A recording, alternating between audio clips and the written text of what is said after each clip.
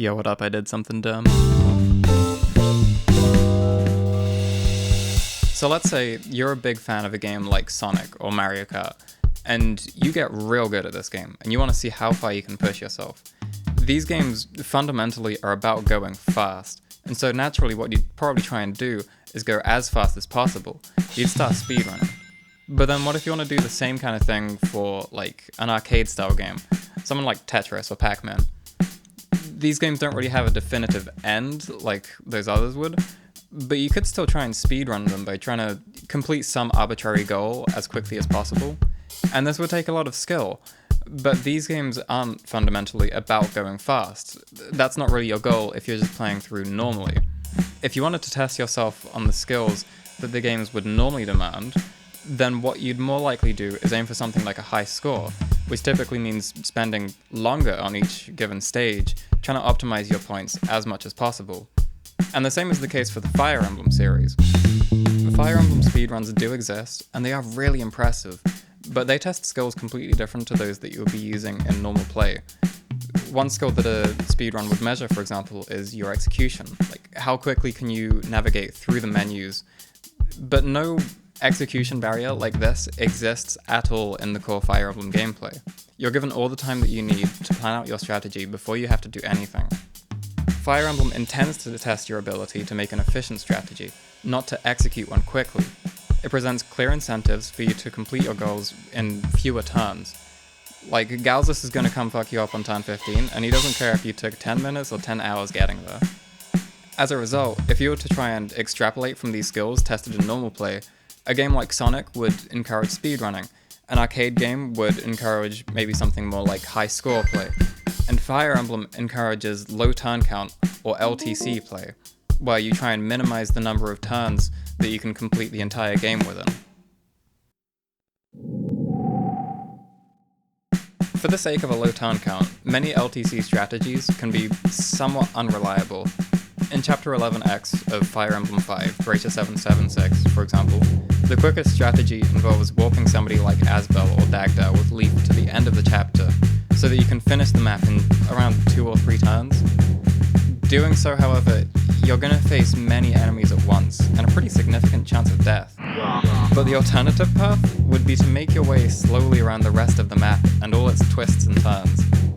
The usual LTC approach would be to optimize your reliability as much as possible, and then if you do get unlucky and somebody dies in such a situation, you just reset the game and try again.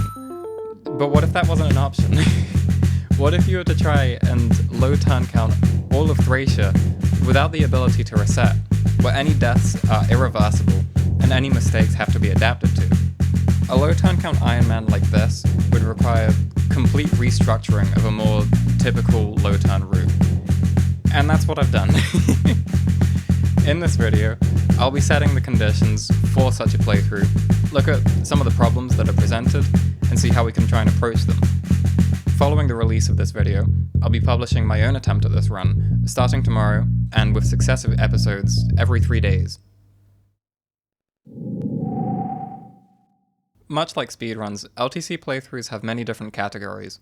Where speedruns are distinguished by typically completion of the game, like any percent or 100%, LTC playthroughs have categories for full and incomplete recruitment, where you do or do not have to recruit all of the characters in the game.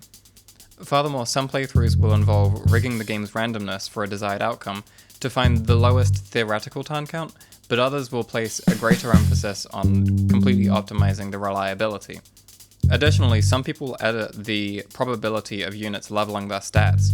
It's common for rigged playthroughs to guarantee perfect level ups to minimize the mundanity of rigging, whereas players like DonDon151 remove the randomness in the opposite way, playing with 0% growths and seeing how far you can push the games if nobody's able to level up their stats at all. This run will be an incomplete recruitment Ironman, played with the game's normal growths.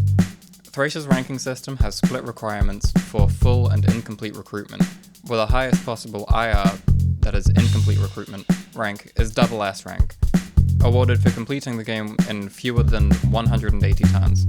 Double S rank will be our goal for this playthrough. By playing with incomplete recruitment, we're given much more freedom in how we can distribute our resources and how we can maximize our reliability.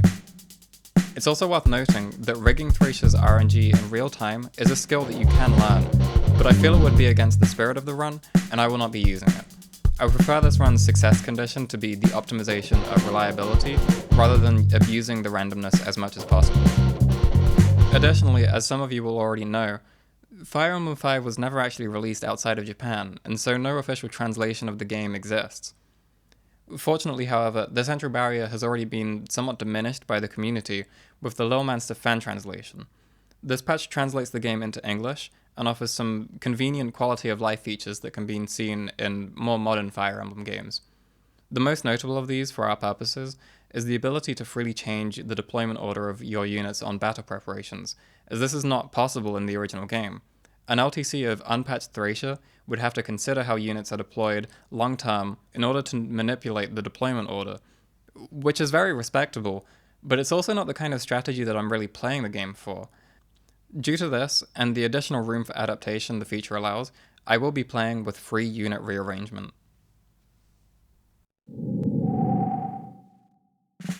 Returning to the issue of unreliable low-turn strategies, since that's the main obstacle of a low Turncount Ironman, we have to rethink our perspective of reliability as a whole. Again, in a usual LTC context, if something goes wrong, you can simply reset the game and try again, so while you do try and optimize reliability, you're only looking at each chapter in isolation. Normally having a 90% chance of success on each chapter in an LTC would be considered really good, but we're not looking at chapters in isolation, we're looking at the entire game as a whole. And reframing our perspective on reliability as such, we'll see that while 90% sounds good, your chance of going through around 30 chapters or so, and not seeing that 10% chance of failure a single time, is actually a pitiful 4%. That's your chance of a successful run.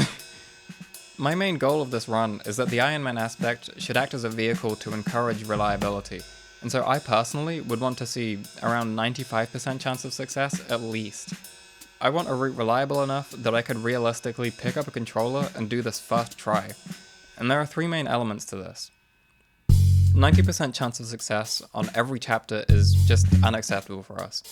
It would be really bad on any individual chapter in fact, so we really have to do better. The majority of chapters in this playthrough should be brought to a state where, played right, there is 100% chance of success, and the worst case scenario is that you lose maybe a turn or two, and not the entire run. It's impossible to measure human error exactly, but over a full 20-ish hour playthrough, your chance of not making any small mistakes becomes negligible. This can be minimized by having clear instructions, a clear list to follow for which units are deployed, which items they bring, and what they do on each turn, accounting for all the common divergences in any chapter. Something will go wrong at some point. Something I hadn't foreseen will probably go wrong at some point, and in such an event, the absolute most important skill is adaptation, and the only real solution there is just being good at Fire Emblem. Fortunately, I'm fucking sick. The former two imply a lot of work, not only going through every single chapter to optimize all the random events, but then also logging all of the actions and my deployment is insane. But I'm also insane. I've been working on this project for like 7 months. My document is 103 pages long. Sections of the document will be made public incrementally alongside my progress through the game, and by the end of the series the entire document, and all the other resources that I use for planning, like my spreadsheets, will be made available. It's also worth addressing that this run will be edited down for the watchability. An Ironman like this requires a level of trust, but I do feel that it's important that this playthrough be edited down. Believe me, it'll be boring as shit otherwise. I hope the work that I put in supports my credibility, but failing that, I may even try to do a single segment run sometime in the future. That will be me playing through the entire game, start to finish, around like 14 hours, in one sitting, and thus one recording, removing any doubt of foul play. There are certain events which would result in the end of a run, and the best we can really do is minimize the chance of failure. These are the most significant barriers to making a reliable ranked Ironman route. First off is making warp skips reliable. As mentioned before, at a point you can gain the ability to transport any adjacent unit to any tile on the map with the warp staff, allowing you to simply warp to the end of the map. These warp skip strategies, as they're called, are extremely centralizing. because even if they're sometimes unreliable, they can save an incredible number of turns. They usually involve warping somebody to kill the boss of the chapter, followed by the main character in order to complete the map, and so it's absolutely essential that we find a way to absolutely maximize the reliability of whoever is killing that boss. As a consequence, we need to think about character deaths. The bar for being a good boss killer is pretty high in Thracia, and so the death of a suitable unit could be devastating to us. Either we use one single boss killer unit, treat their death alone as a fail state, and heavily invest all of our efforts into maximizing their safety and reliability. Or we could spread our resources more thinly across multiple different potential boss killer units, meaning that the death of any individual one would not be a fail state. Randomness is a core feature of Fire Emblem, down to the growth of units. Professor Bopper explains in his video about growth rates that as a consequence of the binary nature of growth rates, the potential range of stats for any given unit is incredibly large. In context, the realistic range is much smaller than the theoretical range, but it is still a concern. I mean, how do you plan out Chapter 1 if you don't know what you're going to have and what you're going to need for Chapter 20? To tackle this problem, I planned the majority of the game from back to front, so that I would know at any point which units my strategies would need, and any important thresholds I should aim for. As for random stats, we hope for the best, we prepare for the worst, and we adapt to whatever luck we get. For especially important benchmarks, we can assume around lower 10th or 5th percentile luck for our unit stats, but in reality we'll probably be luckier than that, and we can adapt to this as we go through the game, making our strategies more reliable. Finally, aside from optimizing reliability, this is still a low turn count playthrough, with a goal of less than 180 turns. This is a big part of why I chose to play on double S rank with incomplete recruitment. In a complete recruitment playthrough, there are some specific characters who would cost you many turns, who would result in you expending some powerful resources, and who would make the run overall way less reliable. But in IR, you can save around 16 turns from just skipping 2 of the more difficult recruitments alone, for example, giving you the leniency in your turn counts to play safe and adapt.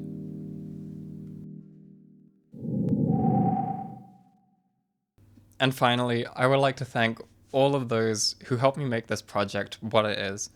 I'd like to thank my friend Ada for all of their time. Giving commentary in real time while trying to execute something with such high stakes is a hell of a challenge. But fortunately, Ada joined me as the core co-commentator on the series, and I think their presence made it a whole lot more enjoyable, and I hope you all agree. On the same note, there were some people I invited as guest commentators throughout the series. I won't spoil anybody who we got on, but you all know who you are. Thank you so much, it was a pleasure talking to all of you. Of course, there is also the entire team behind the Lawmanster translation patch, and the wider Thracia hacking community as a whole. You're all an incredible presence in the community, and make a fantastic game so much more accessible. Thank you so much. The project leader, Mayaka, specifically, was a huge help. She was often around while I was planning to shed some light on weird quirks about the game, and she also redirected me to a full disassembly of the game on GitHub, made available by Zane Avenathy. Having such specific data, especially about enemies and their generation, made it so much easier to see what stat ranges I could reasonably anticipate on enemies. A huge thanks to both of you. It has been said that LTC is a collaborative effort, and while I planned out most of the playthrough alone, we all stand on the shoulders of giants. I learned the majority of what I know about Thracia low turn from Dundon151's 0% growth triple S rank playthrough, and Valk's, also known as Fire Emblem, triple S rank TAS. There are also lesser known players I discovered during the planning process, whose playthroughs I learned some pretty cool strategies from, like Japanese speedrunner Magi1230 with the triple S rank RTA speedrun of the game, and the several LTCs completed by Anonymous776. All of these people can be found in the description. There are also those who are just around to casually bounce ideas around with me. Most notably, Dute and, again, Anonymous776. Thank you both. Finally, to add a shameless plug, I make music if you aren't aware. Here on the same channel, I have several fully recorded arrangements of music from the Fire Emblem series, and I'm currently working on a full upcoming arrangement album. Here's 0.3 seconds of one I've done before. If you like that, or any of what you've heard in this video already, maybe go give that stuff a listen. Alright, I'll stop now. Thank you all for listening. I hope you look forward to the rest of this series, and I'll see you next time.